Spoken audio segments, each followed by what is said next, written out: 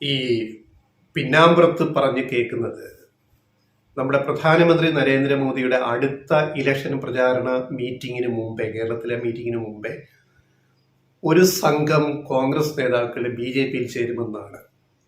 അത് പരസ്യമായിട്ട് അവകാശപ്പെട്ടത് BJP-യുടെ സംസ്ഥാന പ്രസിഡന്റ് K. സുരേന്ദ്രനാണ്. ഇപ്പൊ വരെ അതിനെതിരെ ശക്തമായ ഒരു പ്രതികരണം പോലും നടത്താൻ നമ്മുടെ KPCCക്കോ ഉത്തരവാദിത്തപ്പെട്ട ഭാരവാഹികൾക്കോ സാധിക്കുന്നില്ല. കൃത്യമായൊരു മറുപടി പറയാൻ അവർക്ക് സാധിക്കുന്നില്ല. പത്മജ വേണുഗോപാൽ പോയതിനു ശേഷം ആദ്യ വെടി, രണ്ടാമത്തെ വെടി പൊട്ടി. പത്മിനി സെൽവൻ, മുമ്പ് പത്മിനി തോമസ്, കേരളത്തിന്റെ അഭിമാനമായ കായിക പ്രതിഭ. ആ പത്മിനി തോമസ് എന്ന പത്മിനി സെൽവൻ, കോൺഗ്രസുമായി ചേർന്ന് നിന്ന പത്മിനി സെൽവൻ BJP-യിലേക്ക് പോയിരിക്കുന്നു.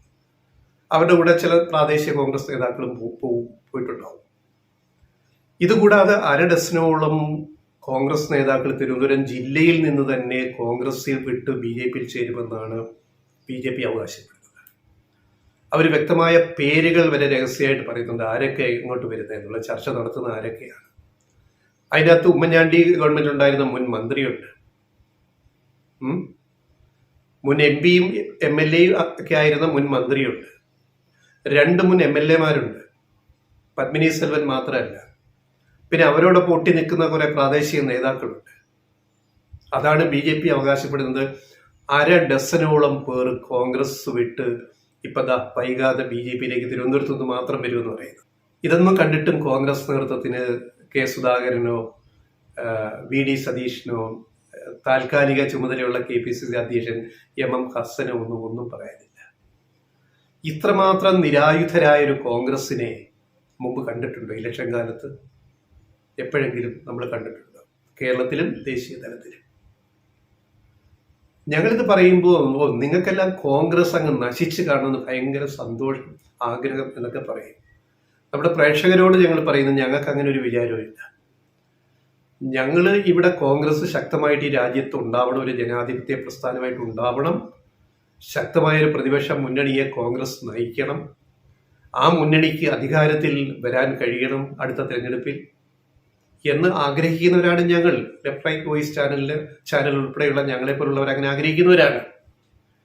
പക്ഷെ ഞങ്ങൾ ആഗ്രഹിക്കുക മാത്രം ചെയ്തിട്ട് കാര്യം? നിങ്ങൾ കാട്ടിക്കൊട്ടുന്നാക്കി ഇതൊക്കെയല്ലേ. നിങ്ങളുടെ കാൽ കീഴിൽ നിന്ന് മണ്ണ് ചോർന്നു പോകുന്നു, നിങ്ങൾക്കത് തടഞ്ഞു നിർത്താൻ പറ്റുന്നില്ല, നിങ്ങൾക്ക് സേതുബന്ധനം ചെയ്യാൻ പറ്റുന്നില്ല, നിങ്ങളുടെ നേതാക്കൾ ഓരോ ദിവസവും കൊഴിഞ്ഞു പോകുന്നു. അപ്പൊ മുമ്പൊക്കെ വീമ്പിളക്കിയത് കേരളത്തിൽ മാത്രം ഇതൊന്നും നടക്കത്തില്ല, ഇവിടുന്ന് ആരും കോൺഗ്രസ് വിട്ട് BJP പോയില്ല എന്നുള്ളത്. അന്ന് ഞങ്ങൾ മാസങ്ങൾക്ക് മുമ്പ് ചെയ്ത വീഡിയോ ഞങ്ങൾ പറഞ്ഞിരുന്നു, കണ്ടോളൂ കേരളത്തിൽ ഇത് സംഭവിക്കും. ഇപ്പൊ ഞങ്ങൾ പറഞ്ഞ് ശരിയായല്ലോ. കേരളത്തിൽ കോൺഗ്രസിൽ നിന്ന് നേതാക്കള് എത്ര പേരാ? കോൺഗ്രസിൽ നിന്ന് പോയ 3 നേതാക്കളെ BJP ഇത്തവണ ലോക്സഭാ സ്ഥാനാർത്ഥികളാക്കിയിരിക്കുന്നു. കണ്ണൂര് രഘുനാഥ്, കോൺഗ്രസിന്റെ DCC ഭാരവാഹി, കഴിഞ്ഞ തവണ പിണറായി വിജയനോട് ധർമ്മടത്ത് മത്സരിച്ച കോൺഗ്രസ് സ്ഥാനാർത്ഥി ഇപ്പൊ എവിടെയാ? കണ്ണൂരിലെ BJP-യുടെ സ്ഥാനാർത്ഥി ലോക്സഭയിലേക്ക്. ശരിയാണോ? പത്തനംതിട്ടയിൽ അനിൽ K. ആന്റണി എവിടെയായിരുന്നു? കോൺഗ്രസ് വിട്ട് BJP-യിൽ വന്നില്ലേ? ഇതൊന്നും കണ്ടില്ല എന്ന് നടിക്കാൻ കോൺഗ്രസിന് KPCCക്ക് സാധിക്കുക? വീണ്ടും ആൾക്കാർ പോകുന്നു, നിങ്ങൾക്ക് തടയാൻ പറ്റുന്നില്ല. ഞങ്ങളിത് ചൂണ്ടിക്കാണിക്കുമ്പോൾ ഞങ്ങൾ കോൺഗ്രസിനെതിരാണ്, കോൺഗ്രസ് ഈ രാജ്യത്ത് ഇല്ലാണ്ടാവണം എന്നൊക്കെ, അങ്ങനെയൊന്നും ഞങ്ങൾ വിചാരിക്കുന്നേയില്ല. നിങ്ങൾ ശക്തിപ്പെടാം. പക്ഷെ ഞങ്ങൾ ചില നിർദ്ദേശങ്ങൾ വെക്കും, അഭിപ്രായങ്ങൾ. അത് കേൾക്കാൻ നിങ്ങൾ തയ്യാറാവില്ലല്ലോ. നിങ്ങളോട് ഞങ്ങൾ പറഞ്ഞിട്ടുണ്ട് എന്താണ്? രാഹുൽ ഗാന്ധി വീണ്ടും വയനാട്ടിൽ മത്സരിക്കരുത്. It's a wrong message. പ്രതിപക്ഷ സഖ്യത്തെ ദുർബലപ്പെടുത്തുകയല്ലാതെ വയനാട്ടിൽ നിന്ന് രാഹുൽ ജയിച്ചാലും ദേശീയ തലത്തിൽ ഈ ബദൽ സഖ്യത്തിന് ഇന്ത്യ മുന്നണിക്ക് ഒരു നേട്ടവും ഉണ്ടാക്കാൻ പറ്റില്ല, കോട്ടം നഷ്ടം മാത്രമേ ഉണ്ടാക്കാൻ പറ്റുള്ളൂ എന്ന് ഞങ്ങൾ പലതവണ പറഞ്ഞതാണ്. അതിന്റെ രാഷ്ട്രീയ ഫോർമുല വരെ ഞങ്ങൾ പറഞ്ഞാണ് എന്താണ് കാര്യം എന്നുള്ളത്. അത് BJP എങ്ങനെ അത് പ്രചരണ ആയുധമാക്കുമെന്നത് ഞങ്ങൾ പറഞ്ഞതാണ്. ഇപ്പൊ വീണ്ടും വയനാട്ടിൽ നിൽക്കുന്നു. അപ്പം നിങ്ങളൊരു അജണ്ട സെറ്റ് ചെയ്യാതെ നിങ്ങൾ തോറ്റു കൊടുക്കാൻ തയ്യാറായിട്ട് നിന്ന് കഴിഞ്ഞാൽ അത് ഞങ്ങൾ ചൂണ്ടിക്കാണിക്കട്ടെ. കോൺഗ്രസ് കാട്ടിക്കൂട്ടുന്നത് ഏറ്റവും ഒടുവിൽ News 18 ചാനലിന്റെ ഏജൻസി വെച്ച് നടത്തിയ ഒരു സർവേ ഫലം പുറത്തു വന്നിരിക്കുന്നത് ലോക്സഭ ഇലക്ഷന്റെ UP is very very very important. ഇപ്പൊ വന്നിരിക്കുന്ന ഒരു സർവേയാണ്, പ്രീപോൾ സർവേയില്. ഇന്ത്യ മഹാരാജ്യത്ത് ഏറ്റവും കൂടുതൽ MP-മാരെ ജയിപ്പിച്ചു വിടുന്ന സംസ്ഥാനമാണ് UP. നമ്മൾ മറന്നു പോകരുത്. 80 ലോക്സഭാ സീറ്റുകൾ. കേരളത്തിൽ വെറും 20 മാത്രമേ ഉള്ളൂ. ഈ 80 ലോക്സഭാ സീറ്റുകളിൽ ഭൂരിപക്ഷം നേടുന്ന പാർട്ടിക്ക് ഇന്ത്യ ഭരിക്കാൻ പറ്റും എന്നൊരു ചൊല്ല് സ്വാതന്ത്ര്യ സമരകാലം മുതൽ ഇങ്ങോട്ടുണ്ട്. അതിനുശേഷം മുതൽ ജനകീയ സർക്കാരുകൾ വന്നത് മുതൽ പറയുന്നതാണ് UP ആര് പിടിക്കുന്നു അവർ രാജ്യം ഭരിക്കുന്നത്. കാരണം 80 സീറ്റ് നേരത്തെ 80-ൽ കൂടുതലുണ്ടായിരുന്നു. പിന്നെ ഉത്തരാഖണ്ഡ് പോലുള്ള സംസ്ഥാനങ്ങൾ മുറിച്ചു മാറ്റിയപ്പോഴാണ് സീറ്റ് എണ്ണം 80 കുറഞ്ഞത്. ഈ 80 സീറ്റിൽ ഇപ്പോഴത്തെ സർവേ അനുസരിച്ച് 77 സീറ്റ് വരെ BJP ഒറ്റയ്ക്ക് നേടുമെന്ന് പറയുന്നത്. 77-80. 2 സീറ്റ് BJPയുടെ സഖ്യകക്ഷിയായ അപ്നാ ദൾ നേടും. പിന്നെ അപ്പോൾ 77-ഉം 2-ഉം 79. പിന്നെ 1 സീറ്റാണ് കോൺഗ്രസിന്, അല്ലെ 1 സീറ്റ് ചിലപ്പോൾ SP-ക്ക് കിട്ടിയെന്നിരിക്കും, അല്ലെ BSPക്ക് ചിലപ്പോൾ 1 സീറ്റ് കിട്ടിയെന്നിരിക്കും. സാധ്യത പറയുകയാണ് സർവേയിലെ. ഇത് 2019 വെച്ച് കമ്പയർ ചെയ്യണം. അന്ന് BJP ജയിച്ചത് വെറുമല്ല 62 സീറ്റിൽ BJP ജയിച്ചു. 80-ൽ 62-ൽ ജയിച്ചു. ഇത്തവണ 77-ൽ അവർ ജയിക്കുമെന്നാണ്, 77 സീറ്റ് നേടുമെന്നാണ് ഈ സർവേ പറയുന്നത്. അന്ന് BSPക്ക് 10 MP കിട്ടി. ഇത്തവണ 1 മാത്രമേ സാധ്യതയുള്ളൂ. കഴിഞ്ഞ 2019 വെച്ചിട്ട് കമ്പയർ ചെയ്യുകയാണ്. SP-ക്ക് അന്ന്, സമാജ്വാദി പാർട്ടിക്ക് അന്ന് 5 MP ജയിപ്പിക്കാൻ പറ്റി. ഇത്തവണ ഏറിയാൽ 1 സീറ്റ്. അപ്രാദളിൽ അവർ ജയിച്ച ആ 2 സീറ്റുകൾ നിലനിർത്താനാണ് സാധ്യത. കോൺഗ്രസിന് 1 സീറ്റ് അന്ന് കിട്ടിയത് 2019. ഇപ്പോ ഭാഗ്യത്തിന് ആ 1 സീറ്റ് ചിലപ്പോൾ നിലനിർത്താൻ പറ്റും. ആ സീറ്റ് ഏതാണ്? കോൺഗ്രസ്സുകാരെ കണ്ണു തുറന്ന് കാണണം.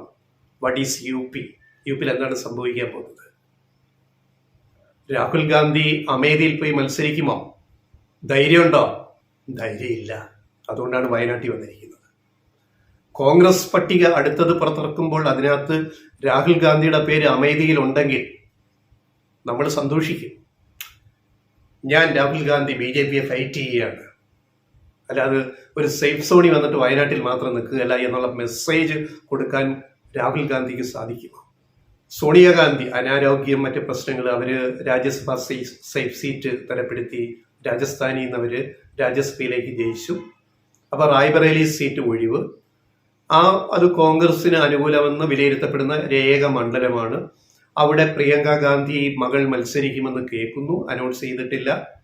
ഇനി അല്ലെങ്കിൽ രാഹുലിനി റായ്ബറേലിയിൽ മത്സരിക്കുമോ എന്നറിയില്ല, വരാനിരിക്കുന്നതേ ഉള്ളൂ.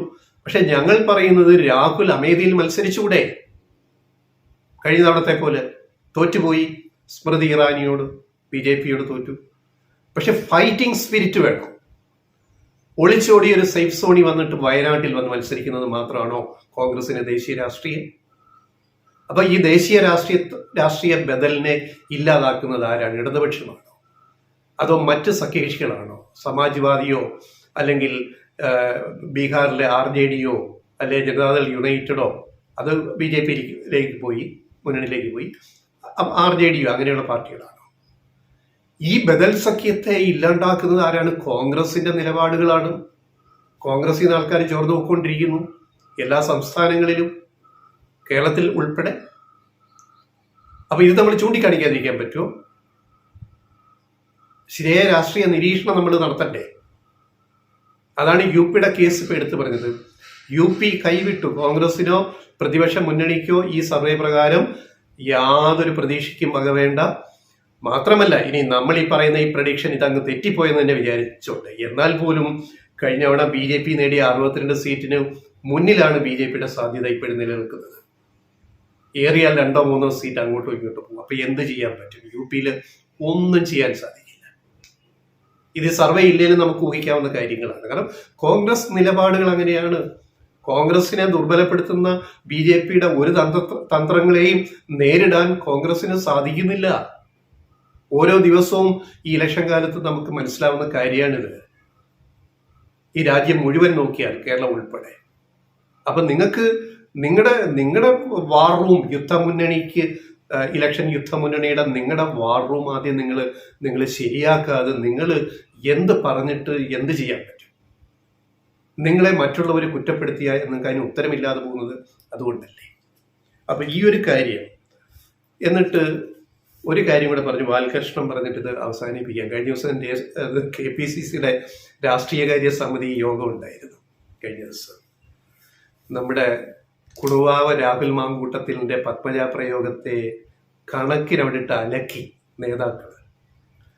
വിഷയം എടുത്തിട്ടത് ചൂരനാട് രാജശേഖരനാണ്, മുതിർന്ന കോൺഗ്രസ് നേതാവ്. അദ്ദേഹം പറഞ്ഞു, രാഹുൽ മാങ്കൂട്ടത്തിന് അഹങ്കാരമാണ്, പക്വത വേണം, ഇത്തരം പരാമർശങ്ങൾ പാടില്ല, കോൺഗ്രസ് വിട്ടുപോയ ഒരാളെ പറ്റി ഇങ്ങനെയൊന്നും സംസാരിക്കരുത്, അത് നമ്മുടെ സംസ്കാരത്തിന് ചേർന്നതല്ല. അതുകൊണ്ട് അഹങ്കാരം വെടിഞ്ഞ് നല്ലൊരു യുവ നേതാവായിട്ട് പ്രവർത്തിക്കാൻ തയ്യാറാണ്. അപ്പോൾ അവിടെ ചർച്ചയായി വിഷയം KPCC യോഗത്തിൽ. അപ്പോൾ VD സതീഷിന് ഇത് വഷളാവുമെന്ന് മനസ്സിലായപ്പോൾ ഇടപെട്ടിട്ട് പറഞ്ഞു, അതിനകത്ത് നമ്മൾ തീരുമാനം എടുത്തു കഴിഞ്ഞു, രാഹുൽ മാങ്കൂട്ടത്തിന് നമ്മൾ നിർദ്ദേശങ്ങൾ കൊടുത്തിട്ടുണ്ട്, നമ്മൾ ഇനി അതൊരു വലിയ ചർച്ചയാക്കേണ്ട വിഷയമാക്കണ്ട എന്ന് പറഞ്ഞ് അതിനെ തണുപ്പിക്കാൻ ശ്രമിച്ചു. ഇതിൽ നിന്ന് വല്ല മെസ്സേജും സന്ദേശവും രാഹുൽ മാങ്കൂട്ടത്തിന് കിട്ടിയോ? അയാൾ എന്ത് മനസ്സിലാക്കിയിരിക്കുന്നു, അയാൾ ചെയ്ത കാര്യം എന്താണെന്ന്? അതായത് പത്മജ വേണുഗോപാലിനെ കുറിച്ച് തന്തയ്ക്ക് പിറക്കാത്തവൾ, നല്ല തന്തയ്ക്ക് പിറക്കാത്തവൾ എന്ന് ആണ് രാഹുൽ മാങ്കൂട്ടത്തിൽ പരാമർശിച്ചത്. അവർ BJPയിലേക്ക് പോയപ്പോൾ നല്ല തന്തയ്ക്ക് പിറക്കാത്തവൾ എന്ന് പറഞ്ഞാൽ തന്തയും ശരിയല്ല തള്ളയും ശരിയല്ല എന്നല്ല അതിൻ്റെ അർത്ഥം. തന്ത ആരാണ്? Leader K Karunakaran. തള്ള ആരാണ്? കല്യാണിക്കുട്ടിയമ്മ. ഇവരെയാണ് കേരളത്തിലെ കോൺഗ്രസ് ആരാധിക്കുന്ന ഇവരെ കൂടിയാണ് ആര് ചീത്ത വിളിച്ചത്? രാഹുൽ മാങ്കൂട്ടത്തിൽ. ഇനിയെങ്കിലും നന്നാവുമോ? വ്യാജ പ്രസിഡന്റ്, വ്യാജ യൂത്ത് കോൺഗ്രസ് പ്രസിഡന്റ്. കോൺഗ്രസ് എവിടെ എത്തി എന്നുള്ളതിൻ്റെ ബാക്കി പത്രമാണിത്. ഇവിടെ നടക്കുന്നത് എന്താണ്? നിങ്ങൾക്ക് ഇതിൽ നിന്ന് തിരിച്ചു വരാൻ എപ്പോൾ സാധിക്കും? നിങ്ങളുടെ കുഴപ്പമല്ലേ, ഞങ്ങളുടെ കുഴപ്പമാണോ ഞങ്ങൾക്കിതൊക്കെ പറയേണ്ടി വരുന്നത്? അത്ര മാത്രമേ ഉള്ളൂ.